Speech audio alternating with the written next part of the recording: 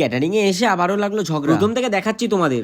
আজকের কাজটা ছিল কাস্টমার স্পোর্টিং ক্লাব, তাই সন্ধ্যাবেলা তাড়াতাড়ি করে চলে আসলাম কাজের ফিল্ডে। ভিডিও ঢুকে দেখলাম মোটামুটি একটা অ্যাম্বিয়েন্স। যাই হোক আমি চলে গেলাম যেখানে ডিনারটা হবে সেখানে। এখানে এসে চেয়ারের কভার গুলো পরিয়ে একটু বসলাম, আর তখন দেখলাম মানুষজন আসার আগেই ফটো তুলে নিচ্ছে। সেই সব দেখে স্টলের দিকে গেলাম, তখন দেখলাম হচ্ছিল ঝগড়া, কারণ কফি মেশিন এর লোক পকড়া দিতে পারবে না, সেসব নিয়ে হচ্ছিল কথা কাটাকাটি। যাই হোক ভিতরে যে সর্বপ্রথম নিলাম ড্রেস, তারপরে তাড়াতাড়ি করে ড্রেসটা চেঞ্জ করে নিলাম, আর তার সঙ্গে বুটটাও পরে নিলাম। তারপরে প্রত্যেকটা টেবিলে নুনের পট দিয়ে বসলাম। হ্যাঁ, আজকের একটা সাবস্ক্রাইবারের নাম আয়ুষ রুই দাস। বসে বসে কিছুক্ষণ বোর হওয়ার পরে ভাবলাম যাই এক কাপ কফি খেয়ে আসি, কিন্তু এখানে এসে দেখলাম কফি এখনো রেডি হয়নি। তারপরে কিছুক্ষণ ওয়েট করে ফাইনালি এক কাপ কফি নিয়ে খেয়ে নিলাম। তার সঙ্গে খেয়ে নিলাম একটু ভেজ পকোড়া, একটু চিকেন পকোড়া। তারপরে ভিতরে এসে দেখলাম হালকা হালকা লোক আসে চালু হয়েছে। আরো কিছুটা টাইম যাওয়ার পরে ফাইনালি বসে বললো প্রথম ব্যাচ। সবকিছু রেডি করার পরে আমরা আস্তে আস্তে প্রথম ব্যাচ খাইয়ে দিলাম। ব্যাচ খাইয়ে একটু বাইরের দিকে এসে দেখলাম বরযাত্রীর লোক চলে এসেছে, তাই ভিতরে এসে আমি দাঁড়ালাম, আর মানুষের ভিড়টা ফট করে বেড়ে গেল, তাই আমরাও তাড়াতাড়ি করে খাওয়ানো চালু করলাম। আর এমনিও আজকের কাজটা ছিল 350 লোকের, কিন্তু পরে মনে হচ্ছিল লোক বেড়ে গেছে। কয়েকটা ব্যাচ খাওয়ানোর পরে চলে আসলাম একটু বাইরে, কারণ ভিতরে লাগছিল বিশাল গরম, কারণ ছোট জায়গার মধ্যে মানুষের ভিড়টা অনেক ছিল, তাই আর যাই হোক লাস্ট ব্যাচে তাড়াতাড়ি করে খাইয়ে দিলাম। তারপরে জামা প্যান্ট ছেড়ে খাওয়ারের পাতা নিয়ে দাঁড়িয়ে পড়লাম লাইনে। তবে আজকের মেন আইটেম ছিল আলু বিরিয়ানি আর চিকেন কষা, সেটাকেই তাড়াতাড়ি করে খেয়ে বেরিয়ে গেলাম বাইরে।